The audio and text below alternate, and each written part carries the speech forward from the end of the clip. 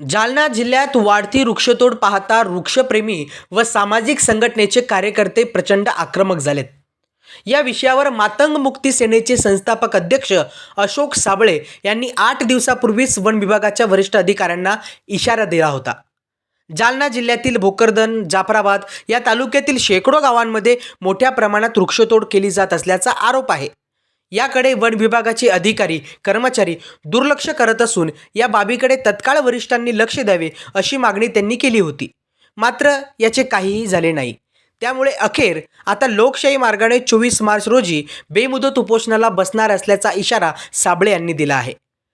One विभागाचे अधिकारी कर्मचारी यांचे लाकूड तोड्यांसोबत भागीदारी आहे, त्यांच्याच पाठिंब्याने व पाठबळाने ही अवैध वृक्षतोड सुरू आहे असा खळबळजनक आरोप सुद्धा त्यांनी केला आहे। त्यामुळे दोन्ही कर्मचाऱ्यांचे मोबाईल कॉल आणि CDR तपासावा, त्यांच्या मालमत्तेची सुद्धा चौकशी करावी अशी मागणी आता करण्यात आली आहे।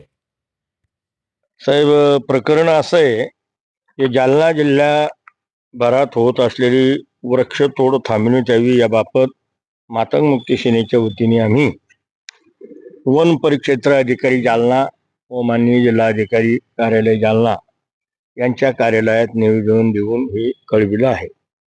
कारण जिल्ह्याभरामध्ये एवढ्या मोठ्या प्रमाणात वृक्षतोड होत असताना अधिकारी लक्ष द्यायला तयार नाहीत। ज्या अधिकाऱ्याची ज्या विभागामध्ये ज्या तालुक्यात नेमणूक आहे, योगेश डोंबळे सारखे माणसं, भोकरदनचे मुंडे, पवार या माणसांचे वृक्षतोड करणाऱ्या लोकांच्या सोबत लागेबांधे आहे। त्यांचे सतत फोनवर त्यांचा संपर्क असतो। आमचं म्हणणं असं आहे की जे वन खात्यातले जे कर्मचारी अधिकारी आहेत यांचे फोनचे CDR काढा, CDR तपासा, यांचे लाकूड तोड माफियांशी संबंध आहेत की नाही ते CDR वरून कळतील। हे लोक वर्षानुवर्षी त्याच ठिकाणावर नोकऱ्या करतायत आणि त्यांचे संबंध या लोकांशी घनिष्ठ आलेत, लाकूड तोड करणाऱ्यांशी।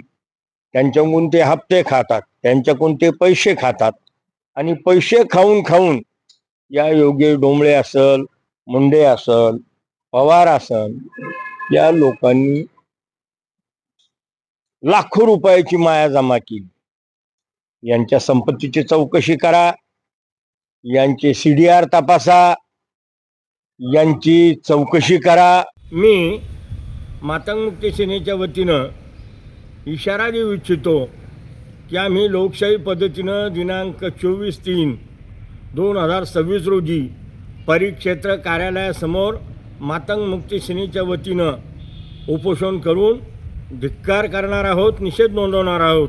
आणि याच्यासाठी आमची एकच मागणी आहे की या जिल्ह्यातली वृक्षतोड थांबवून या जिल्ह्यातलं प्रदूषण अबाधित राहिलं पाहिजे। म्हणून मी एवढीच अपेक्षा करतो माध्यमाच्या वतीनं की आपण आमचं म्हणणं हे समाजापर्यंत, प्रशासनापर्यंत आणि या सरकारपर्यंत पोहोचावं ही अपेक्षा करतो। काय नाव